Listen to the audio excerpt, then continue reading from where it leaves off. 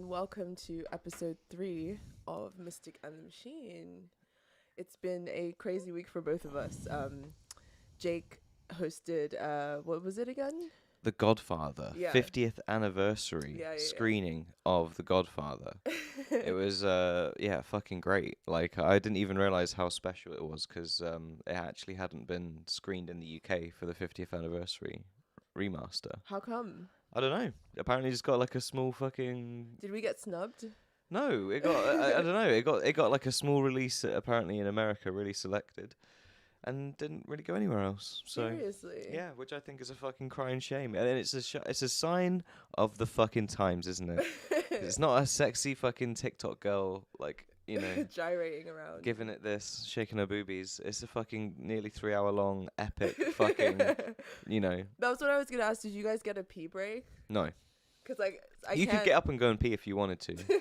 No one was judging. It's not like a movie for the TikTok generation, like for sure. I mean, that's what James Cameron said. He's like, normalize getting up to go and pee. Don't like shame people for going up to go and pee. But I don't like to get up and pee during a film. There's a part of me that agrees with him and thinks, yeah, I appreciate, maybe some elderly people or like, unlucky people can't control their bladder for like 3 hours, 2 hours or 2.5 hours. Because most films aren't 3 hours. Let's be honest. Most films are not 3 hours. 3 hours is a big film.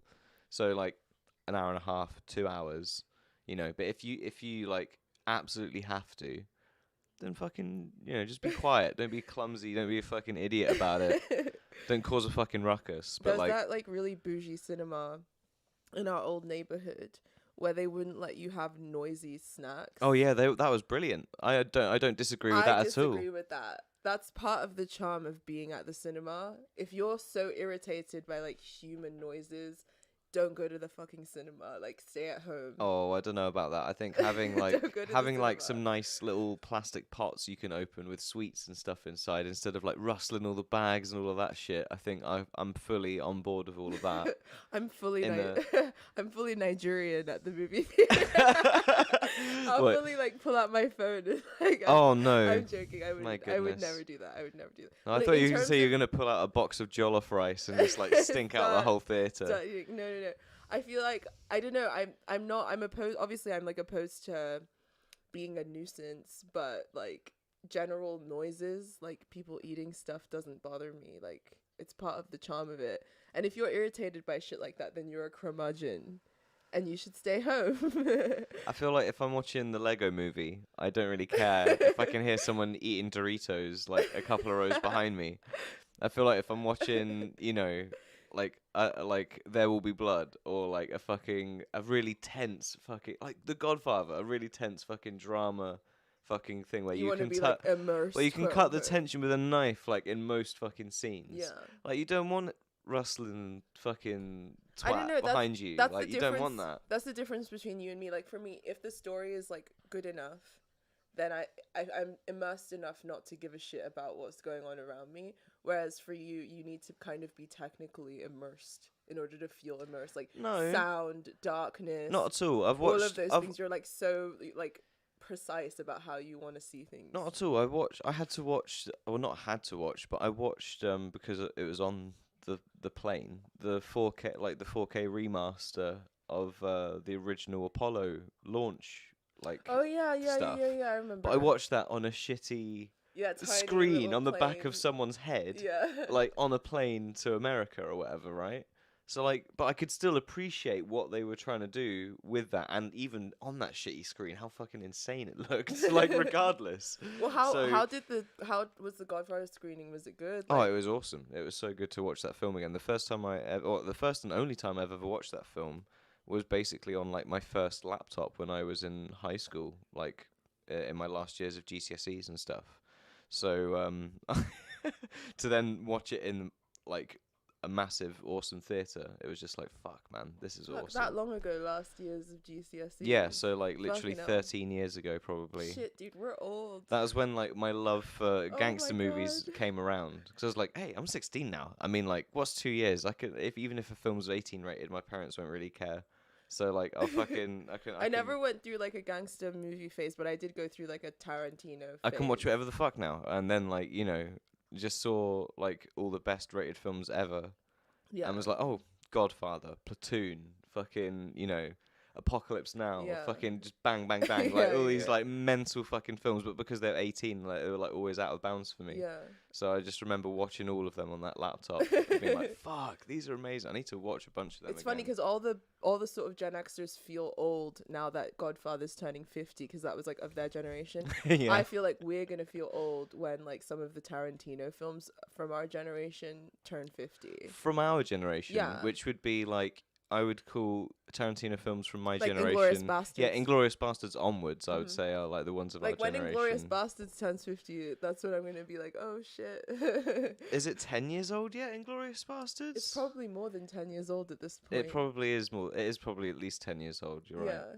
that's such a fun film. We should rewatch it. That's a great film. I love that Tarantino. movie. Love I Tarantino. do. I know it's like basic or whatever, and people make fun of it or whatever, but I don't give a shit. I love him. Like fuck you. So yeah, I didn't get to go to the screening because while Jake was doing that, I was at the Freud Museum. Yeah, he had a really trippy night talking about Yeah. Freud and Twin Peaks and Yeah, stuff. they had like a Twin Peaks event, where there were some speakers. Well, they were promoting a book actually, that's about Lynch and Freud and some of the writers who had contributed to the book were like talking about it and sort of like giving snippets and tidbits of like what they had written and stuff, and it was like super interesting. I got to see where Freud worked and lived. Got to see his famous psychoanalytical couch as well. Oh, damn. But I wasn't allowed to lie down on it because it was out of bounds to guess. Yeah, I'm sure. Everyone wants to lay down on it. It would break if they let everyone lie down on it, I'm sure. He liked to collect a lot of things, including phalluses. And there's a replica phallus, which I bought. Oh, yeah. I'm going to show you. It's my new favorite thing. It makes me feel empowered. I know you're going to feel the urge to put it closer towards the camera, but it's focused for like where our heads are. Oh, so, is so it? So I have just, to put it on my head. yeah, just kind of dangle it between our heads. Dangle it between your eyes. Dangle your terracotta cock between our heads, and it will be Here it nicely in is. focus. There you go. Mwah. And it has like a hole in it so that I can like wear it on my neck like the women of ancient times. Need to get you like a hemp string or something. Yeah. Some super hippie shit. Yeah, this is my new favorite thing that I got. And yeah, they had like the gift shop was like full of all these like really interesting books. Like I feel so guilty because we lived in a Highgate for ages, which isn't too far away from Hampstead, where the Freud Museum / house is. Oh, And that's where it is. Yeah, we never Oh. visited it for all those years. It's like on the other side of Hampstead Heath. Well, it never came up on Google Maps. Well, we should have known that it was there. Like, Well, I don't know. Why should I have known it was there? I should have known it was there. Because you're such a Freud fan. Yeah. Adorable. It's sad. I didn't know, but yeah, I'm definitely gonna be making more trips there now that I do. And if anyone's in London, I highly recommend taking a trip there. But yeah, anyway, moving on to our main topic for the evening. We have been sort of following the line of like population talk that's been going on. It seems to be one of the major paranoias that's been floating around in the zeitgeist. And since that's like, I guess, one of the major themes of our new show is like exploring some of these paranoias, we thought we might dedicate an episode to talking about MAID, the Japanese aging population crisis, and also some of the theories surrounding depopulation that are floating around right now. Yeah, exactly. So I guess where are we starting? I think we're gonna start with the stuff in Canada, Yeah. which was kind of I think that's kind of why it's like in the zeitgeist, as it were, at the moment, because a big decision around all of their like whether they should accept people with chronic mental illness, basically, to have this medically assisted suicide. And that's coming around on like March 17th or something like that, which is why now all of these like people are talking about it. It's coming around at the moment. Yeah. But from what I've gathered and like reading about it, it sort of feels like one side kind of actually is more seeing it like the reason why people of like with mental issues instead of physical issues weren't accepted into this sort of program was out of discrimination. and like not sort of around I guess like the sorts of things you normally talk about when you talk about euthanasia, like quality of life and all of those kinds of things, and like things that are incurable and like whatever, and you know, and so you know, if you had like a terminal illness or something, you were granted access to this sort of thing. That feels not insane. That feels, you know, fairly reasonable. But then being like, oh, I'm chronically depressed. It's like, well, what's the criteria for that? Because is it like I've had depression my whole life and etc. etc. How would you then prove that? Not everybody always goes to a therapist every time they have depression and stuff, or even is it just depression, or have they expanded it to other mental? It says chronic mental illness. Yeah, that's so vague. So yeah, and this is my kind of main qualm with it, I guess, is kind of just the vagueness of a lot of the language around it. Yeah. But it also, the conversation is around the semantics of you're discriminating against people with mental illness instead of physical illness, rather than should we be doing this at all? Yeah. Yeah. You know, because not like assisted suicide for people that are terminally ill, as I said, that seems like a reasonable thing, but like the fact that you're debating it for people with mental illnesses, I think is kind of interesting. There have been quite a few cases already where people have been recommended MAID because of things like poverty, or they've come into circumstances that have made them like there was this one story I saw of this guy who was disabled, and his landlord decided to raise the rent, and he was going to lose his house and become homeless, and he didn't want to be homeless and disabled, and one of the options he was offered was MAID. Oh, that's crazy. Which is like really, yeah, that's pretty intense, horrible. Like there've been all kinds of stories like that coming out ever since like it was implemented, and now obviously this vote is coming up for them to further expand the criteria. And because of like the economy, the way things are, like the way things are set up, it obviously that's what it's set up for, is to basically be a thing to get rid of people who can't function, quote unquote, in society. Yeah. It's sort of like it's a way of society saying, yeah, that's an option for you, which I find really horrible and like abhorrent. Yeah, it should be for on like a spiritual level. It should be where like someone's quality of life can't be like put to any kind of reasonable degree. Do you know what I mean? Because otherwise, I think like it kind of feeds into this whole like depopulation thing. And if like, you know, if they make the world horrible enough to try and live in, and they make this like an option, loads of people will kind of go for it. I'm pretty sure, like I was thinking, like if it was implemented in the UK, like knowing how depressive this country is. Oh yeah. And how bad the situation here currently is as well. I know that like people would probably take it as an option, and it's crazy having like being at the Freud Museum this weekend, thinking about the death drive and all of this stuff. Like it just seems like that stuff is like, it's like manifesting, and we're in a culture that's kind of telling people that like they're superfluous. Like even with AI, for instance, and the sort of development of artificial intelligence over the last couple of months, all the conversation has been about is how your job is superfluous, your creativity is superfluous, what makes you is superfluous because a machine can do it now. Like so many of the messages that are being sent to people currently are messages of annihilation, of like your like surplus requirements, basically, for like the world to function, and for, you know, all of the wealthy people and like people above you to continue going on, essentially, because everything else is going to be robotized, or automated, or some kind of like horrible thing of both. I think I did see some like horror story around that though, of like someone trying to order from the drive-through McDonald's that has AI, and it trying to give them like 100 orders of chicken nuggets. And they're just being like, no, I don't want chicken nuggets. And it's just forcing like more chicken nuggets. Jake's worst nightmare. Hey, Being if it also fucked up and didn't charge me and it would just give me free chicken nuggets, I'd just be like, hey, everybody, just give it free chicken nuggets. Oh my gosh. Okay. So let's look at the chat. Yeah, I think someone I keep forgetting that we have a chat. Someone corrected us and what's it? Oh, are we in trouble already? No, the Tarantino one is like 2009, 14 years old. For 14 years old? Inglourious Bastards. Are you fucking serious? Yeah. Oh my goodness. Yeah. Oh my. That's how it be. That's how time flies. Oh my gosh.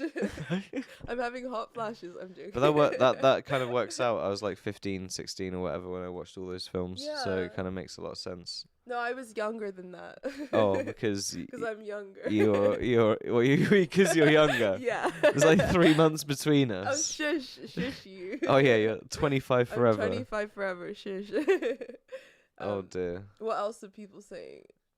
Not much. Just Okay. that basically. But yeah, there was around the sort of depopulation thing. There was another interesting and funny, weird kind of thing that we saw. We wanted to share with all of you around this topic. So hang on, let me bring this up. What are we doing on the second? Yeah. What? Okay.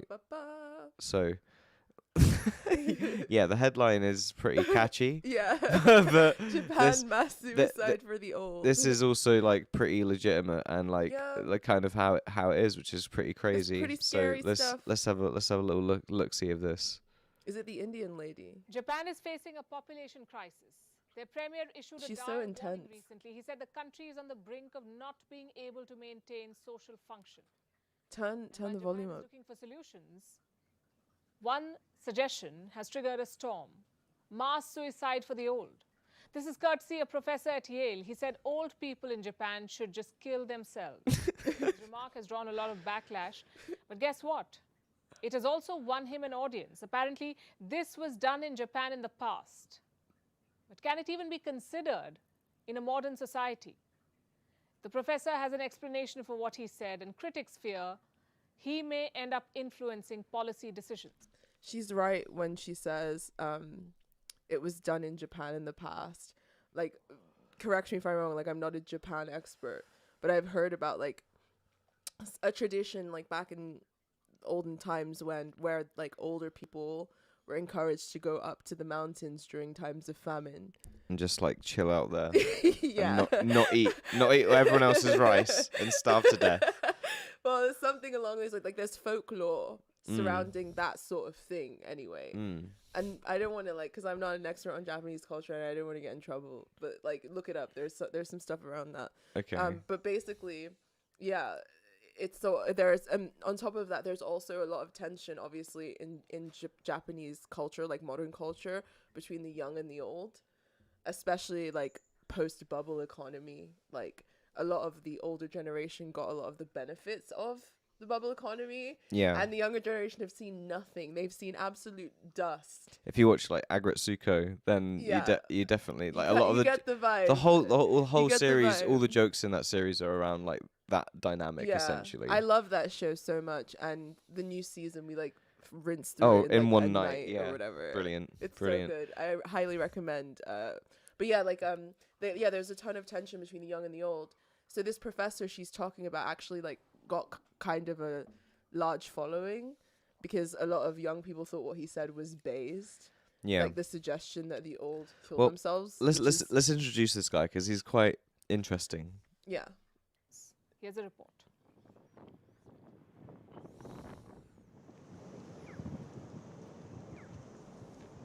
Japan has a new wrinkle. Along with its fertility crisis, it faces an aging crisis too. A Yale professor has presented an unorthodox solution. He suggests mass suicide or Look at this fucking guy. He's got like one circle. He looks like an anime villain. Like, straight up. I was thinking, like, do you reckon this might be because he has some sort of eye condition? I don't know. And like and we're being ableist right now. he needs Are we bad guys. he needs a special lens to like perspect the the vision for No. one eye in a different way from the other, or is he just trying to be trendy and he mistakenly looks like a supervillain? No, I think he's just trolling us, and he's like purposely trying to make himself look like a fucking supervillain. And then he says shit like this, which is wild. So let's just hang on here. Hang on. Seppuku of the elderly. Seppuku. Seppuku refers to a ritual disembowelment. It can be both obligatory and forced. Samurai did it to themselves until the 19th century in Japan. If the population is experiencing sort of rapid aging, then unless we do something, then the country and the economy. The solution sounds a bit harsh. As you can imagine, his remark has sparked outrage. Yusuke Narita is an assistant professor of economics at Yale. Look at his fucking cheeky face. Look at him. He's having a fucking great time. He He's just like trolling. he needs to give the big anime laugh, like the and like completely go off, and then it's complete. It's the whole look is complete.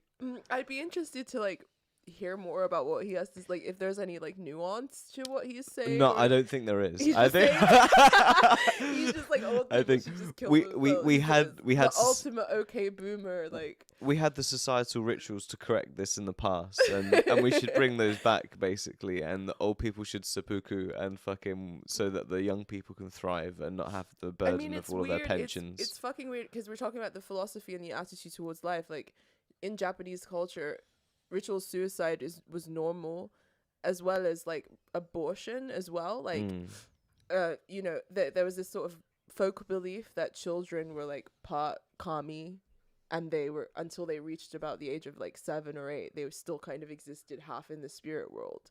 So infanticide was like pretty common, and it was considered sending the child back to the spirit world. And like infanticide is something that was really common throughout human history, period. And it's something that no one wants to talk about in these debates that we have about life. And I think that if we're going to have these debates, we should be honest about it and like look at it not just in terms of our modern context, but like throughout human history. Yeah. And yeah, it's like it's morally complex, but at the same time, it's like, I don't know. I think innately we know. I think our innate morality sort of revolts against treating life as if it's cheap at the same time. Yeah, but I also bet that like there's probably a lot of overpaid like people in like top positions in hierarchy in Japan, if you know what I mean. Like the amount they make is insane compared to the level of like the salarymen in the office that work 25-hour shifts and shit or like whatever the fuck. So I think that there is probably some wiggle room to readdress balance, but it's just something that never ever wants to ever get discussed in a similar way. And that's the reason why people are going to these extremes. Yeah, and so it's like, what's an easier solution? It's whether to just readdress balance in that way, because that looks a little bit suspicious, and like that could cause problems if it seems successful, and then like eases tensions and does all these other things for the nation. But it just shows how like class warfare is like such an underpinning of these questions of life as well. Yeah, definitely. Like when it comes to like viewing the poor, as I was saying, as like a superfluous population, or the young viewing the old who are hoarding the possession as like a superfluous population. It's all about kind of the fight for resources. Yeah. And I feel like as the crises that face us get more like intense and resources get more scarce, these questions of whose life is superfluous are going to become more like pronounced. And everybody's going to have their different reality tunnel / theory about exactly what that is. And here one has emerged pretty vividly, I might say. Press play. He made these remarks on a streaming news program in 2021. At the time, he said, it's the only... See, before he made the streaming announcements and got loads of attention, normal glasses, okay? And there is some funky double lens thing going on over here. Dude, with this one. He's just looks maxing. Why are you hating on his and looks then maxing? Gets all the attention, bang. He's fucking looks maxing. Why are you hating on his fucking looks maxing game? Evil villain transformation. solution, and it's pretty clear. This year, he was asked to defend his views in class. To do so, he showed a clip from the 2019 horror film Midsommar. In the movie, Oh a my cult God, forces no, an he older didn't. member to Yeah. So, wait, he shows the clip. It's like, from see, Midsommar. this is how you do it. That's the thing. In Midsommar, that specific community's beliefs were rooted around the idea of death by natural causes being something that's like abject and shameful. Mm. And it was the idea that they should take death into their own hands and like sort of feed the earth in this kind of like agrarian pagan way, replenishing the earth, replenishing your communities, or sort of contributing to your community's quote unquote survival, by getting rid of yourself before you're about to expire and become like a burden on everyone else type of thing. But rightly, the protagonist is like horrified by what she sees. Yeah. Which is like this visceral display of like horror and death, and like Everyone's been like, oh yeah, this is great. And then she doesn't realize everyone's high as fuck whilst they're watching like it. people hate, like a lot of people have lots of strong opinions about Midsommar, but I love it so much because I feel like it's like it represents like the millennial plight so deeply. It's like this weird, it's like, especially in its themes about like looking for community, feeling alienated, even the stuff around the life cycles and stuff, and the cycles of life, and our like alienation from the cycles of life. Like I thought it was so like on point. I feel like they were able to reflect the kind of way that you see nature and like beauty in when you're on shrooms and stuff. Like the way that like the effects that they make happen are like quite actually close to what I feel like I've experienced on shrooms and stuff in the past, where like shit's just kind of glistening and it just looks extra magic. You know? Definitely. Let's see more. to jump off a cliff. Narita said, "It's difficult to say if this is a good thing, but if you think it's good, then work hard to create a society like that." What? Where people are like screaming in horror, work hard to create a society where everyone like It's is like why fucking... don't we just do Logan's Run and just, you know, That's what I'm saying, but if we were in Logan's Run, we would be 1 year away from Carousel, dude. we would have to escape together. Yeah. We'd have to get a boat or something. Yeah, we'd need to go live with the feral people outside of the dome or whatever. Oh dear. How many people watching are past their expiration date? Of 30. Keep going. But why are we talking about this now? It's because this week, the professor said he was taken out of context. He says he was discussing a growing effort to make room for the youth, though he still says euthanasia could become mandatory in the future. I was taken out of context, but I do think it's still a possibility, like in the Euthanasia future. will become Mandatory euthanasia, like that's Jesus, fucking insane, dude. That's insane. That's crazy. Like that, what you live so long that you're just like such a burden on the economic, like, you know, weight of your country that you just have to be killed. That's the thing. I feel like Japan also I feel like 100 would be a reasonable age a to do reasonable something age like to that. euthanize Like or someone. 101. So you at least get to live like your 100th year, and then on When- your 101st birthday, then it's like, okay, buddy, now your time. You've In had England- 100 years. In England, one of the nice things is that when the Queen was alive, was that you got a letter on your 100th birthday Yeah. from the Queen. But in this hypothetical reality, you'd get that and a fucking lethal injection to the neck, so that you're no longer a burden on society. I don't know. I don't know. I feel like it's like, I don't know. It reflects so many hostilities and so many tensions that have been around for a long time. Now those hostilities and tensions are being ramped up by the fact that resources are scarce, crises are mounting, Yeah. and now everybody's proudly announcing who they feel the superfluous population is. Yeah.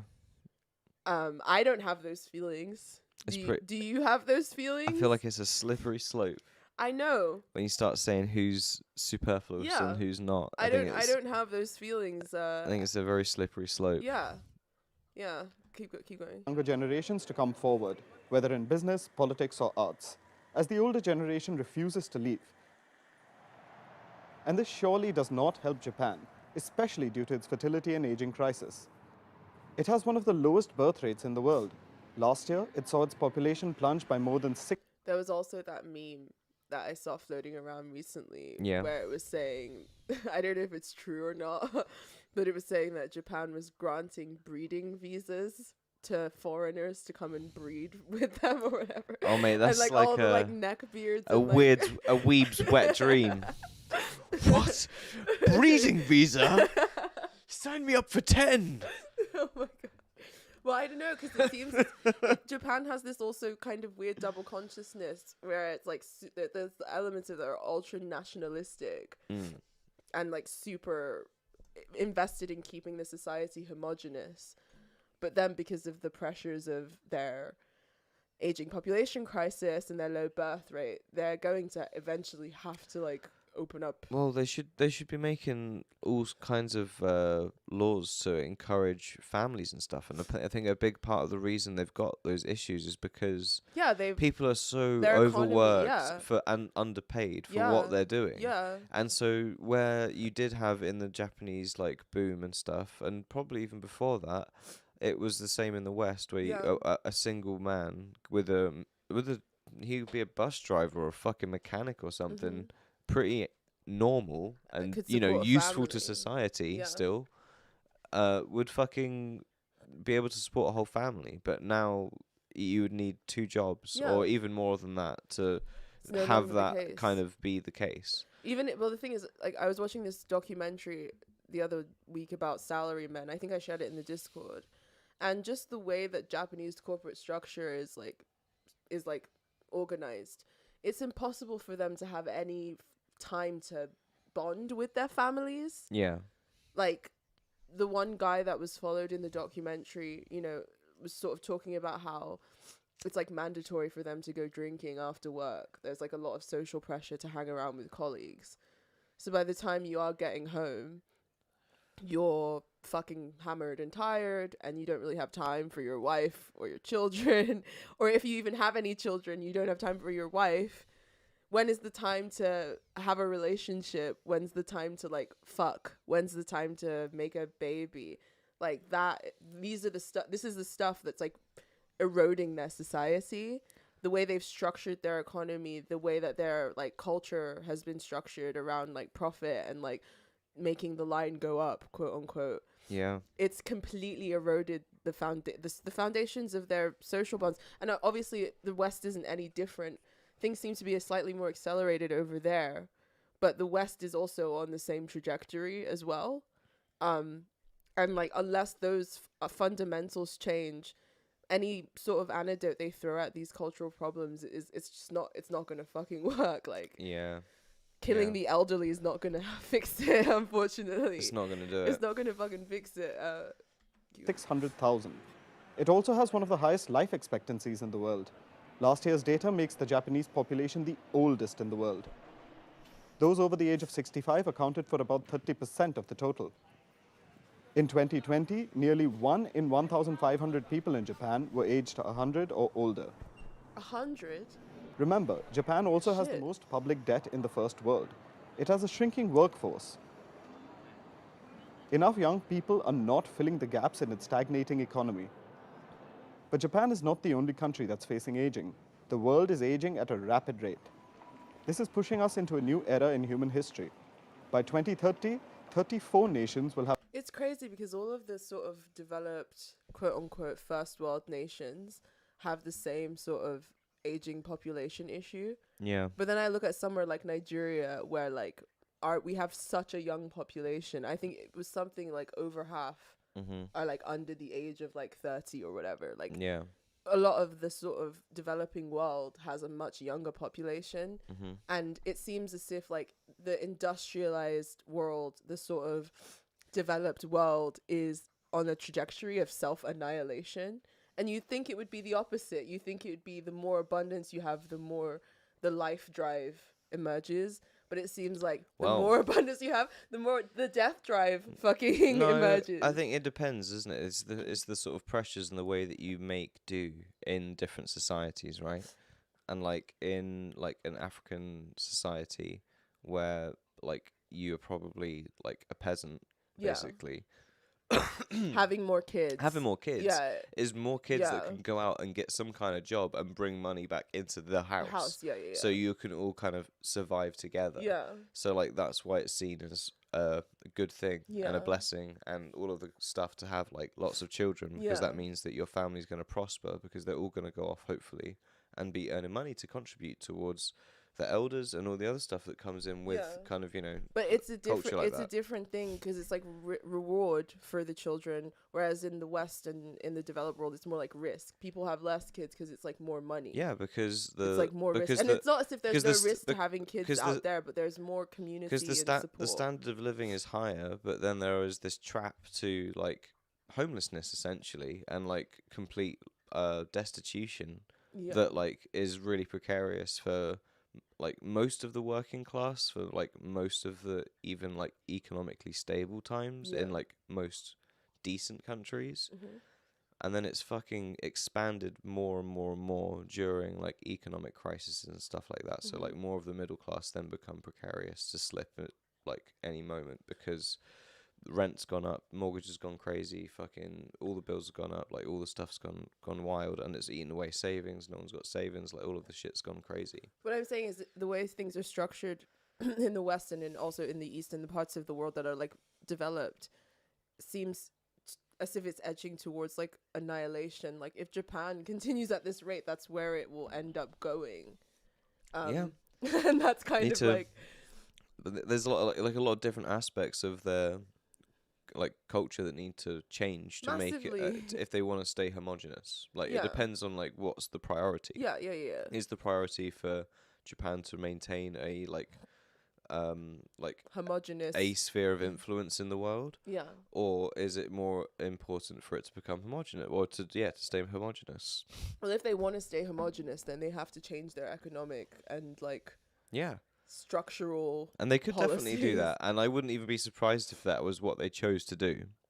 A bit more power to them if they do. It's like, Good for them. Like fuck it. they'd just be like, it doesn't matter. Like, We don't want foreigners. because you know what? We're still Japan. Yeah. So fuck you. Fuck you. If they did that, then fair enough, mate. No one's gonna fucking fault you for that. I wouldn't even be surprised. No one's gonna fucking fault you for that.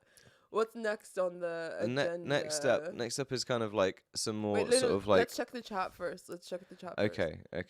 Let me do this. Sorry, I'm still new I'm, like, to all kinda this blocked. streaming stuff. There we go. You're back to I'm normal back to now. normal now. Let's check the old doodahs. Chatteroo. Oh, hello. Lots of stuff.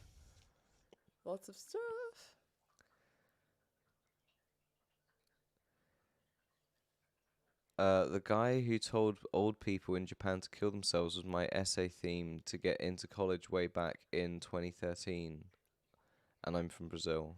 Oh wow. What was your essay? What was your essay about?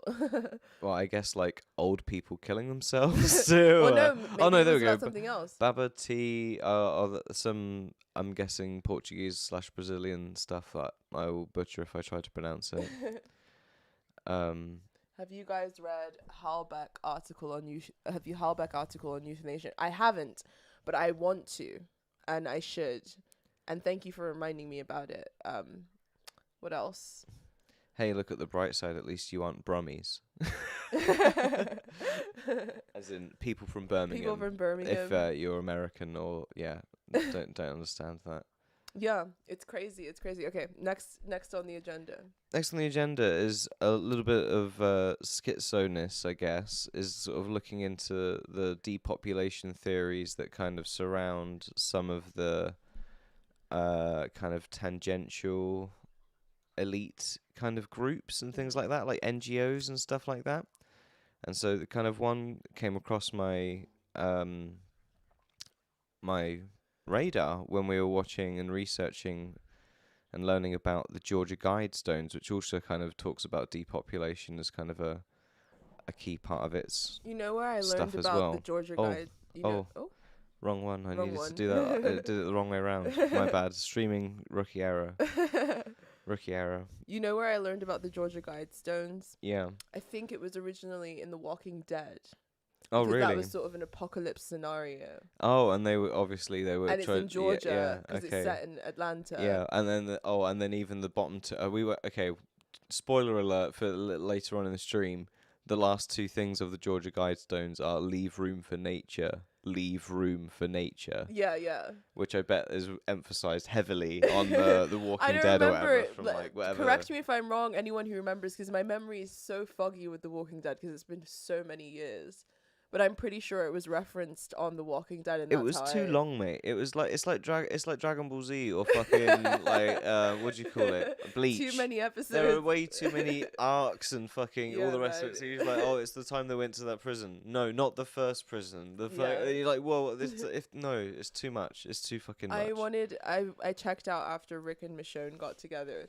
I stayed for that because that was hot. But after that, I was like, I'm done. But yeah, that's where I think it was first referenced in my mind, and then after that I went and researched it, and I was like, what are these spooky stones in Atlanta? Yeah. Like, what is this that looks like? Because there's like a big Nigerian community in Atlanta, and I have like aunts and uncles and stuff that live there, and like I remember once going to visit with my mom, and I asked my uncle to take me to see the Georgia Guidestones, but he's like a big like conspiracy theorist, like Illuminati guy. Oh, so he's just like, no, we're He's not like, going no, there. we're not going there. They do like satanic rituals there and like blood sacrifices and stuff. Well, I think like, some people did do that because there was like a chicken body and like blood and all sorts of things like found there at like certain points and It's stuff. some crazy kids or whatever. Yeah, most likely.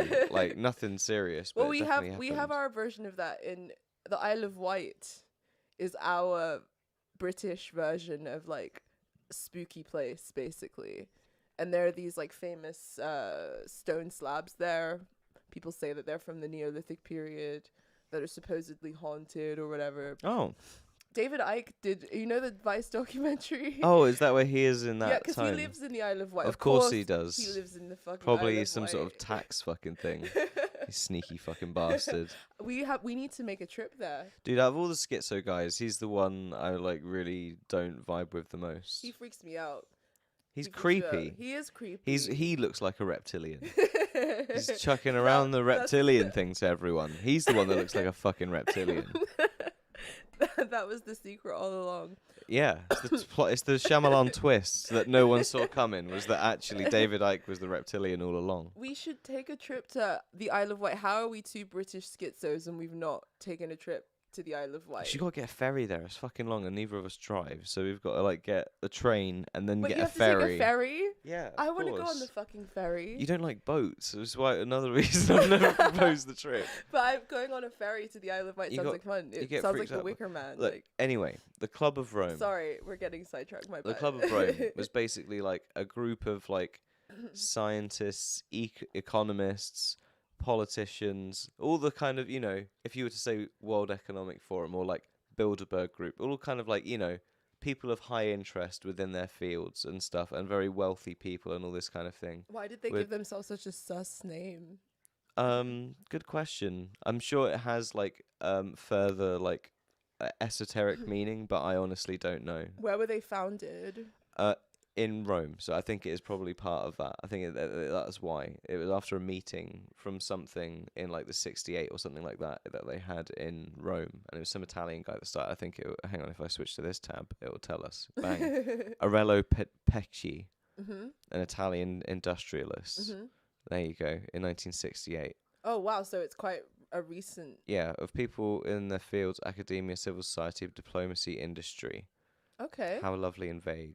Interesting. But yeah, it's an NGO, it's a non-profit, okay, and it's all of that kind of stuff. So if you believe that those are like good institutions and that they like or they really just like want good in the world, like they say they do, then like this isn't you're not gonna enjoy what I'm to tell you, okay? But basically, one of the first things they did was like commission this study. And we're going to sort of listen to a little bit of this so you can kind of get a bit of a better understanding about it. And then I'm going to talk to you about the Georgia Guidestones and how it all kind of links in together and comes around in a nice big circle. Okay? Okay, here we go. This is on a schizo journey. Here we go. Here we go. Ecological disasters, climate change, hunger, overpopulation, shortage of resources. Can planet Earth still be saved, or is it too late? Scientist Dennis L. Meadows already asked this question 40 years ago. I came back to MIT Walked into the office on Monday, and it was announced that a group I never heard about before, the Club of Rome, would be coming to MIT to learn about our computer modeling methods because they were interested in doing some kind of global study. What is the Club of Rome? The Club of Rome members are politicians, scientists, economists, financial experts and writers from around the world. Their common aim? Concern and responsibility for humanity's future. How lovely. How sweet of How them. sweet. How kind of them. The Club of Rome is trying to find out how our life on Earth will develop and how to ensure a future worth living in.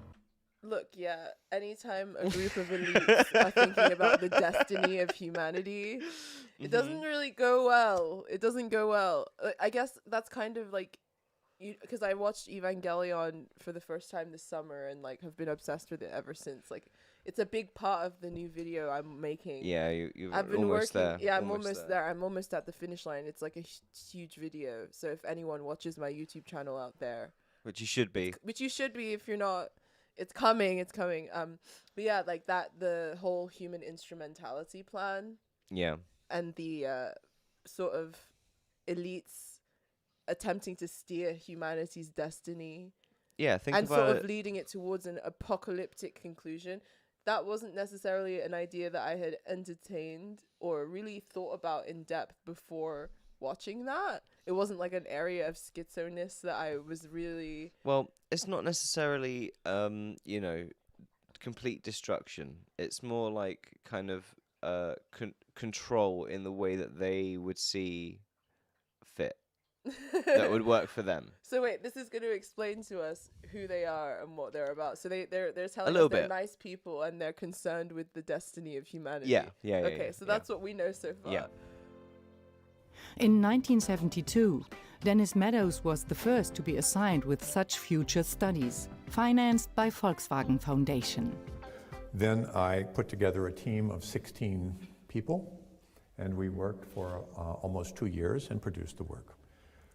Limits to Growth was not the goal of the project. The goal was a very big scientific report, and Limits was written as a afterthought. What is Limits to Growth? Limits to Growth is the summary of a complex study on the key question, what will our future look like if the world population... So just to also rewind on that little bit of information with what those two things that they've just said are different, right? He said that it was a bit of something to go on to a study, and she's introduced it as already a very complex study that this is the results of. So this video is just like the ABC, we are the Club of Rome, and this is why we did this stuff. And they've been doing, and when you search Club of Rome now, this is going to sound schizo, okay, so buckle in. But when you search Club of Rome on YouTube, you don't find a lot about the suspiciousness of a lot of the stuff that they've like been involved in, and like all of the other things, like even the fact that they're the foreign policy wing of the Bilderberg group. Yeah, I heard about, That alone should raise fucking Red flags, heckles. yeah. But it doesn't seem to get brought up, and all of the YouTube videos will literally be of like, oh, look, guy, we wrote this thing then, but now we're all about like, lockstep with WEF and like, the fucking all the new stuff that everyone's saying. We love the Earth, really, just not you so much. It's not you so much. And you dirty, fucking useless eater. It's like the whole Malthusian thing. But I guess I don't like to use the word Malthusian since people use it like all the time and out of context. But yeah, our boy from the Y-Files did a great video talking about a lot of this stuff. So I'm gonna play a little couple of clips from this video that are gonna talk a little bit about both the Club of Rome and Georgia Guidestones and give you a little bit more about what they're all about. Left to benefit humanity. Maintain humanity under 500 million. Okay, so this is like what is on the Georgia Guidestones and kind of like some of the depopulation kind of ethos and sentiment that things like Club of Rome and like other parts of like the Bilderberg group and things like that are like interested in. It's like the way that people talk about what do you talk about all the time, that Twitter word, the dark enlightenment and things like this. This is like the elite's dark enlightenment. This is like what they believe, like what they want and what they think would be like good to be able to enact like maximum control over the world. In perpetual balance with nature. Guide reproduction wisely, improving fitness and diversity. Unite humanity with a living new language. Rule passion, faith, tradition, and all things with tempered reason. Protect people and nations with fair laws and just courts. Let all nations rule internally, resolving external disputes in a world court. Avoid petty laws and useless officials. Balance personal rights with social duties. Prize truth, beauty, love, seeking harmony with the infinite. Be not a cancer on the earth. Leave room for nature. Leave room for nature. At first, why did they repeat leave room for nature so like vividly? Like, don't fucking reproduce, you fucking scum. Like, fucking, I don't know. So like I don't like, a part of me, I don't know if it's like guilty industrialists and stuff that kind of know how much damage they've done to the earth, and like why it's so emphasized because and this is because this is like basically like a legacy thing and a mission statement left to surviving humans after a massive a cataclysmic event, and there's like Jeff is left. Yeah.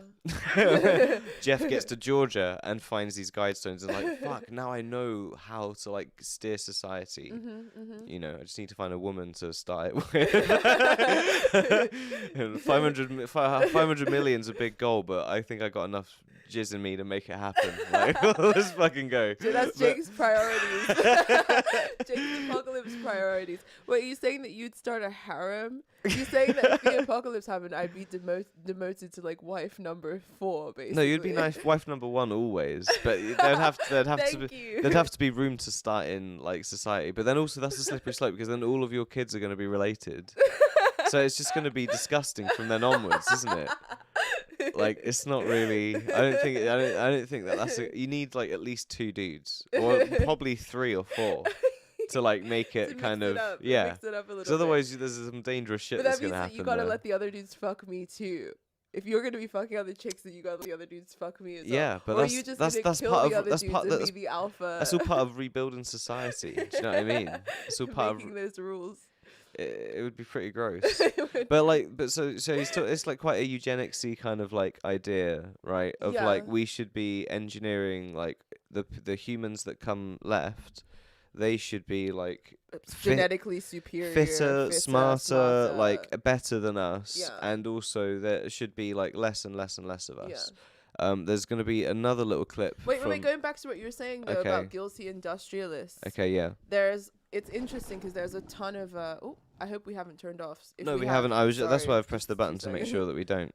Yeah, speaking of guilty industrialists, there are all kinds of different sort of positions on this very issue among our tech billionaires. For instance, Bill Gates obviously talks in very worrying terms about the population, but then someone like Elon Musk says we have the opposite problem, that we're going to see a massive decline in population and that you must be fruitful and multiply, and he has like 100 kids and like 100 baby mamas. Yeah, but I think he thinks he's talking about the elites need to be fruitful and multiply. He doesn't think everyone else should be, basically. Yeah, and that's the moral of the story in a lot of cases when it comes to elites. And that's the thing, they all have like so many fucking children, including the ones who are talking openly about population and useless eaters in this like very Malthusian way. They have like a ton of children. This clip literally talks about it now. Check this out. But it does mean if you want the same standard of living, we're going to have to cut our population in the U.S., for example, certainly to 1/4. But that we have so many wasteful things, that won't be hard. You say it won't be hard to cut the population by 1/4? It just takes 1 generation to get a population down. If nobody bred for 1 generation.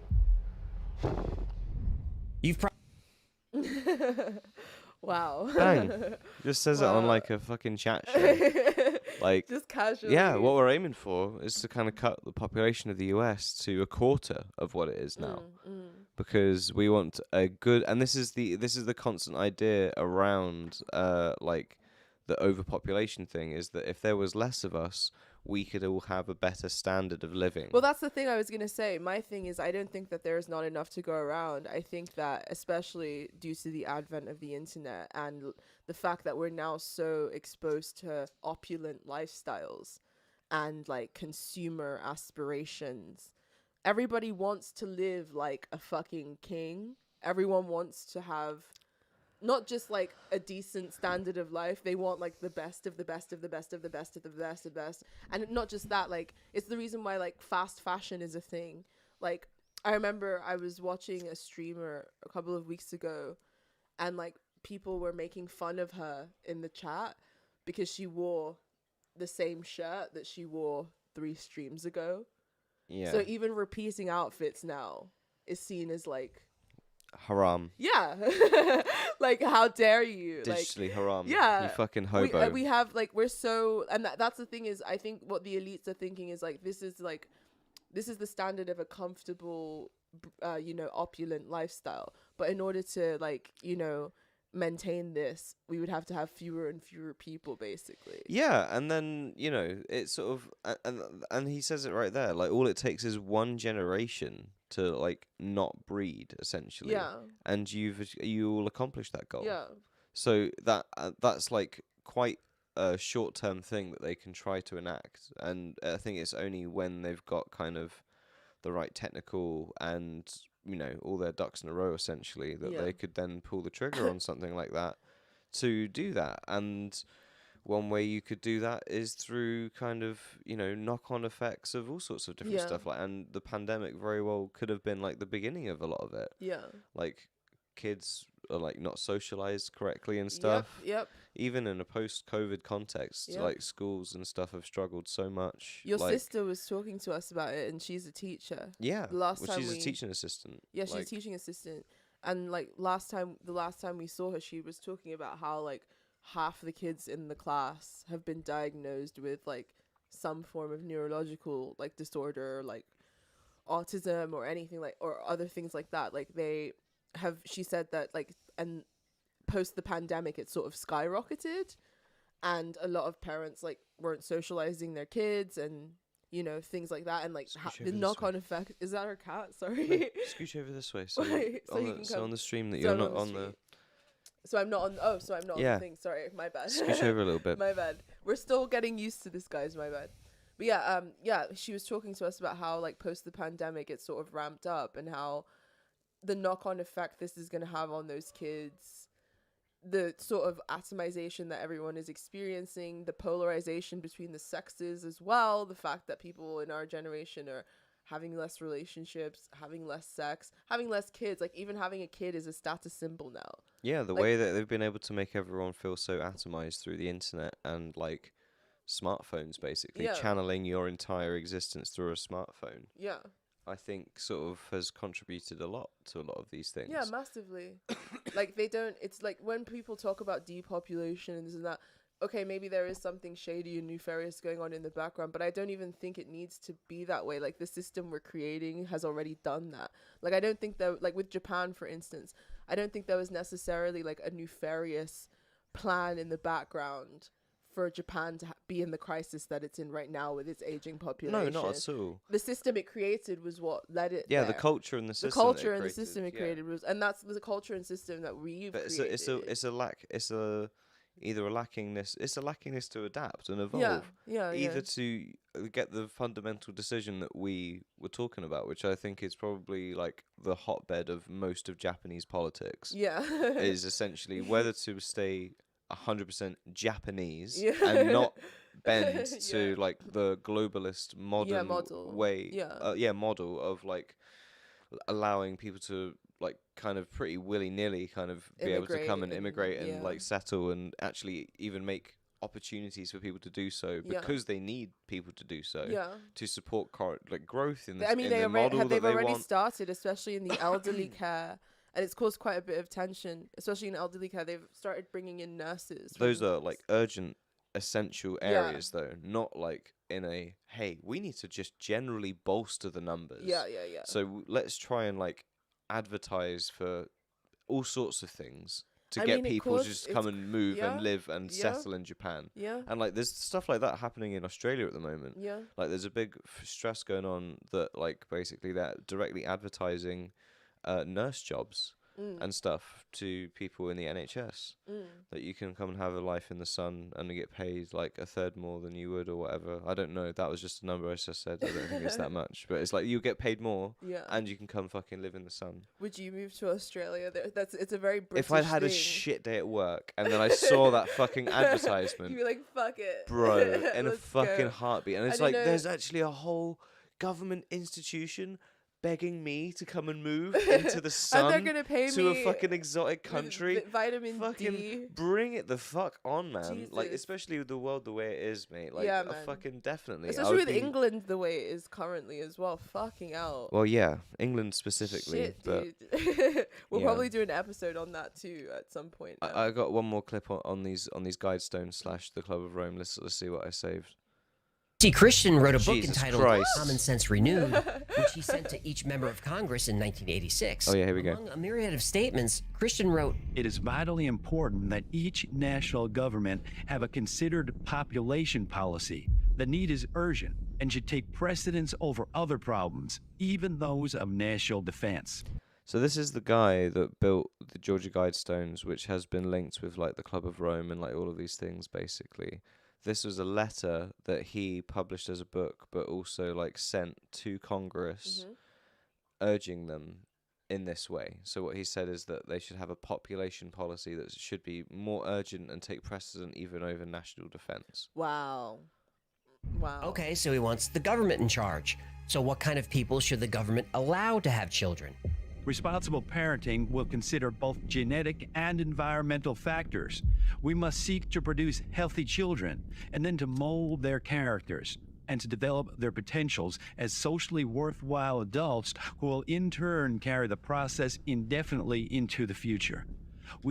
Socially worthwhile adults. Like it feels like a little bit too sci-fi, where you're trying to engineer such a very specific outcome with the next generation. Yeah. That like it wouldn't be possible unless you were able to literally program their brains like a computer. Well, they're already talking about like artificial wombs and like all kinds of stuff, attempting to sort of divorce the child rearing process from the family and like, you know, natural Like to processes. do all that stuff, you need amazing schools and loads of them. Yeah. And fucking, you know, all sorts of things and like massive fucking like what would be seen as like crazy socialist infrastructure Yeah. to actually equate to realizing a lot of that Yeah. stuff. Unless you had equal amount private tutors for each child that you plan on. Do you know what I mean? Like Yeah. you would need Well, massive but not infrastructure even just that. Like, to look at enable something. like, Look at things something like this. China's one-child policy, for instance. I forget the term in Chinese, but it's like sort of a term used to describe like the spoiled only child syndrome. Yeah. Because like a lot of Chinese parents only had Well, that's one not child. their fault. They could only have one child. Oh, no, for but of fucking course, ages. but like because they had a lot of them only had That's one harsh. child because of government policy. Yeah. They were able to sort of like pour so much attention and intention into that like one child. Mm. So a lot of them kind of ended up creating, you know, very kind of, some of them created prodigies. Super children. Yeah, kind of in a way. Well, children who they were able to give opportunities that they couldn't have if they had had more children, basically.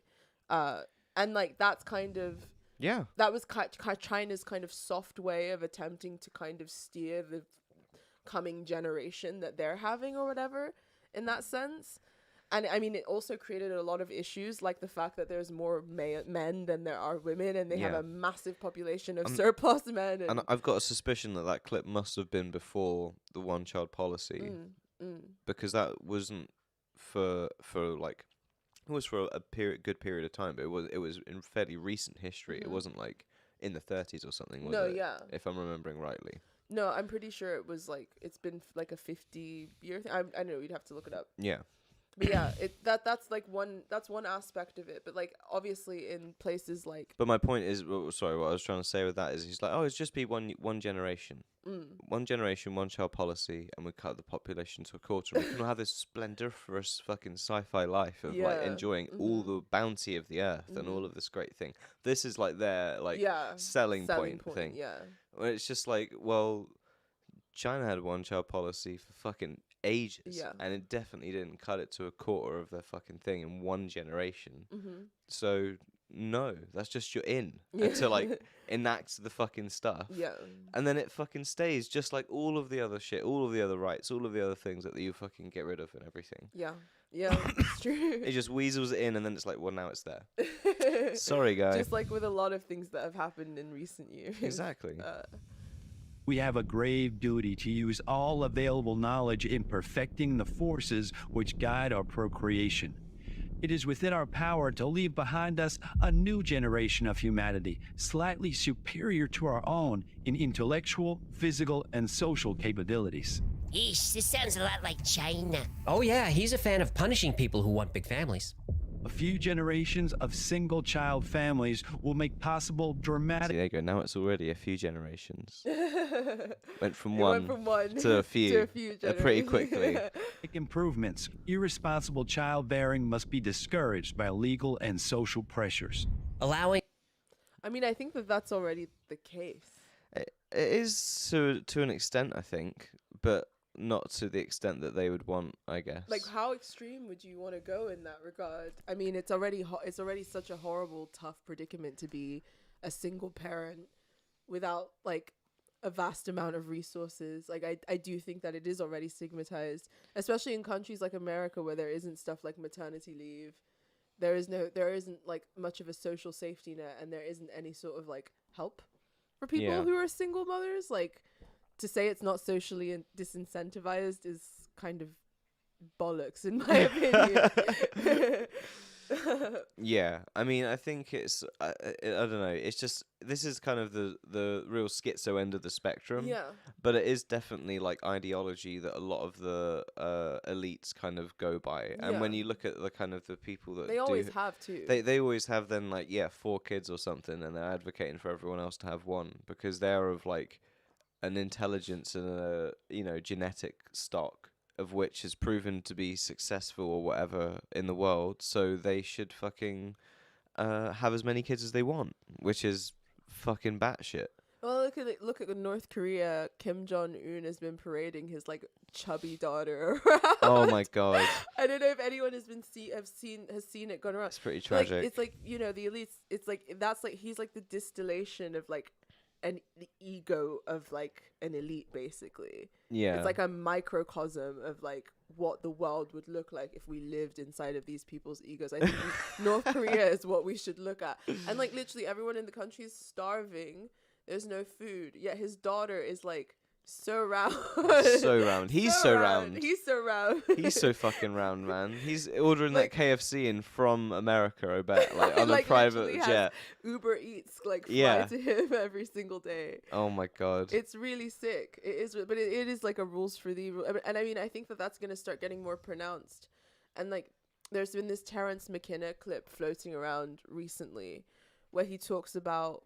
He was talking, I think this was like way back in the 80s or whenever, and he was sort of talking about now, like the current moment, and he was saying that things are going to get so kind of amazing technologically. We're going to have all these crazy advancements, but at the same time, we're going to see a lot of great like injustices and a lot of great calamities and also a lot of great upheavals.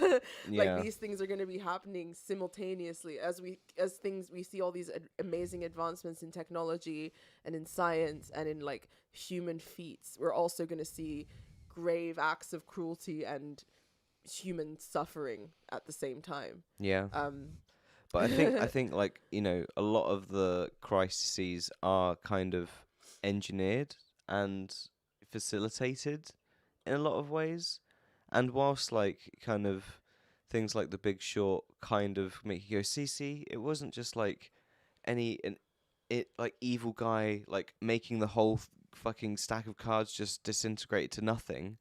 for fun, tee-hee. Like, it was, people's own motivations and incentives that were put in front of them, that which led them down these paths to make these sort of financial decisions, to sell these bonds, to do this stuff in all of the fucking ways, all the way up the scale. And it was sort of like, yeah, that is true, but at the same time, like, people are also kind of like still kind of put in place to make a lot of these things. Do you know what I mean? And like, someone's still nudging the top domino at the end of the day. Of course. And fucking like, I think to say that like things aren't like that, even if things in themselves, like the crises themselves, aren't engineered, the response to it massively certainly is, and the way that you then like treat society after the fact is always shown to be for the worse. Yeah.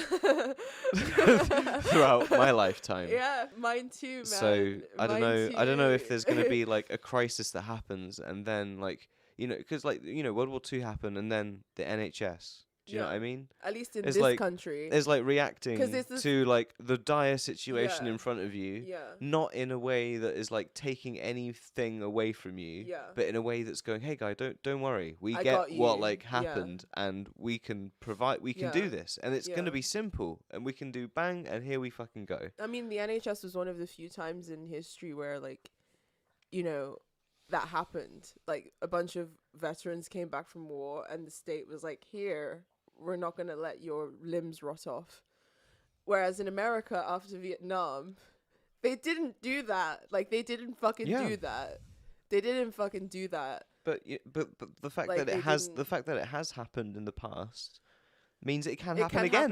It's like, what's stopping it? Just someone making someone. Why do we always respond to crisis with cruelty? Exactly. This is my point. Yeah. This is my point. Yeah. And I think it is largely in the ideological aims of things like depopulation and fucking like being able to discourage people from being able to start families in whichever fucking way, and all this other stuff. I feel like it is. I feel like it's connected. That might be very schizo. And you can, fucking call me crazy, but I think that they're definitely connected. I think they're connected too. I don't think you're crazy at all. I don't think you can be the Bilderberg group and not have influence.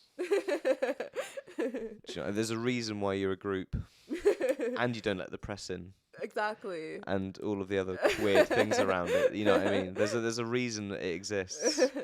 Yeah, I mean, that the whole thing about them being the foreign policy wing of the Bilderberg Group, the Club of Rome, that's insane. I had no idea that was the case. Like, that's pretty crazy. Should we look at the chat before we round out? See. Yeah. So, just a crazy idea. Maybe they want to limit growth to keep prices high and avoid bankruptcy at the cost of, people's happiness and post-scarcity utopia. Reminds me of XIV century Venetians. 14th century Venetians. I have no idea. I'm not familiar with that period of history. I think it's to like, what he's saying is it's an economic thing, and it's putting economics over like human life, essentially, I think. And yeah, that is pretty much the principle of it, definitely. Is that we want to enjoy like a nicer stature. Exactly. I don't want to share. I want like you to all have like more by there being less of you. Exactly. Which is kind of the ethos at the end of the day. Pretty much. Billionaires come at me. Like, I'm pretty sure that that's just it boiled down to a nutshell. The club might be dodgy, but I'm sure the limits of growth study is legit. Everything they described is unfolding as they predicted. Well, I don't know, because by their models, basically, I think we would reach the limit. The limit of growth was 2070. So we would only have, like, another 50 years or whatever in the way that we're currently growing. And I think that's kind of, that's sort of, it's that relies on kind of a lot of, like, assumed unknowns, I would say. And like the counter to a lot of the kind of overpopulation thing is like, because we're gonna grow more population than we're able to produce resources like food to be able to sustain that population, and then everything will collapse. And this is like the fear that's kind of underpins a lot of it. Yeah. But the counter to that is that we would like innovate and then create more production. Yeah, we're and this perfectly capable of it. And with more brains and more people, there's more chance of someone being, inspired or like having that idea to then like increase what would then be. Gnosis, basically having like, respect for the logos, leaving room for the logos to unfold. Yeah. Like, we have that to help us as humanity. But I don't think... Like, we have access to it. I don't even think it's really... And I have faith in it. It's not even really population problem that is even the thing that they're really concerned with in the kind of eco-fascist kind of sense of it. Yeah. Because actually what it is that it's just the growing number of people that have access to the minimum lifestyle of the West. Yeah. That requires energy. Yeah. That then makes pollution. That requires blah, blah, blah, blah, blah, blah, blah. Away you go. Yeah. Those people aren't allowed to grow anymore because it's going to pollute the earth. Yeah. And so those are the ones that should... And when you look at where all the population NGO like programs are, third world, they're all in like Asia, Africa, fucking South like America. South America. Yeah. Not in like the US and not in Europe. Yeah. Because like I think and that's kind of more of like the kind of underpinning fear around a lot of it. Well, a lot of shit's being tested. I mean, I don't want to go off tangent, but like this week my mom called panicking because Nigeria, like the election is going on, but also they've been forcefully shifted into a digital economy like overnight. The government passed like some weird legislation that like prohibits people from being able to take out more than I think about 5,000 naira.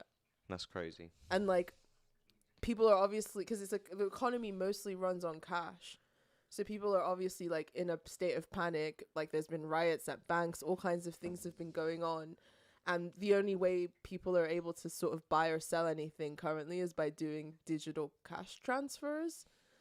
And obviously the schizo theory is that this is like they're sort of testing the Great Reset in the African, because I think it's happening in a couple of African nations, and then I think in another Middle Eastern nation or something like that. I don't remember. I'll look it up for the next episode. But yeah, like the theory is that like they're testing these things in, the sort of developing world currently, basically. Well, I mean, I think a lot of that would make sense if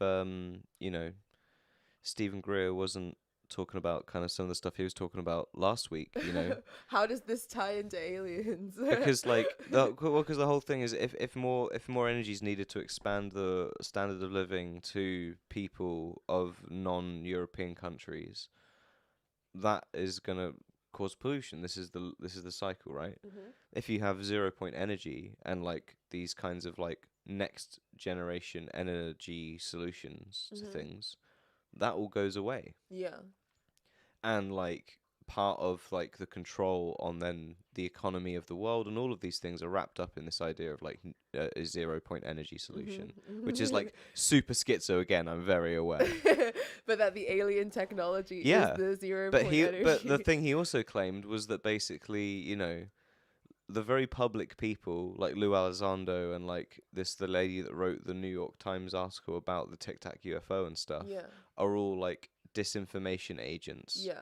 Like professional disinformation agents that are like casual misinformation spreaders that are like here to make you I think want that job. Something else.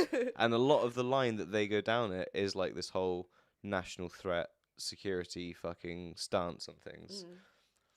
He fucking reckons that all of those Tic Tacs were like basically Illuminati machines, flying around. Yeah, that have these 0 point energy solutions, which means that someone, something, somewhere on Earth has those things.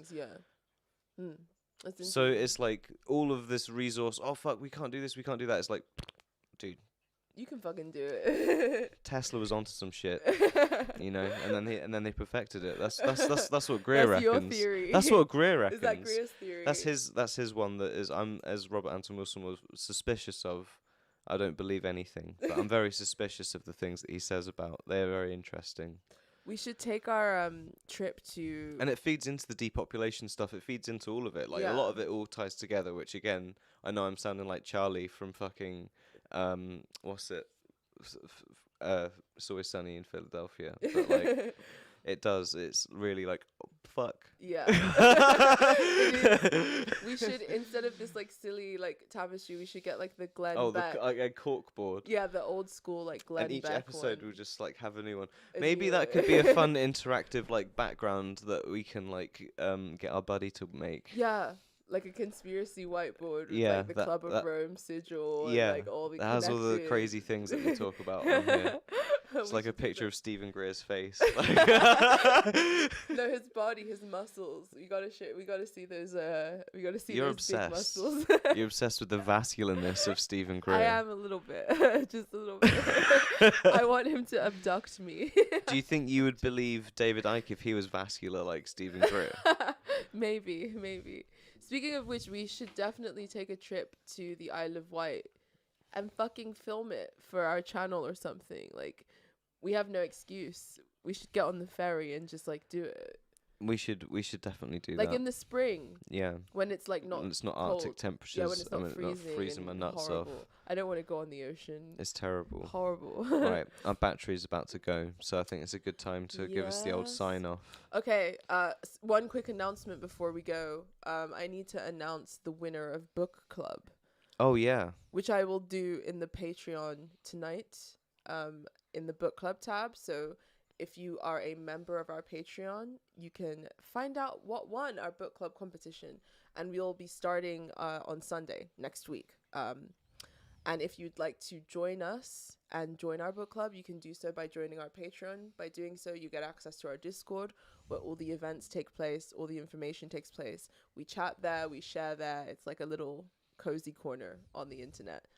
So join us. I share constant outlaw country bangers in the music tab, so you can And enjoy I those. Rant about astrology and Freudian sexual drives and all kinds of things.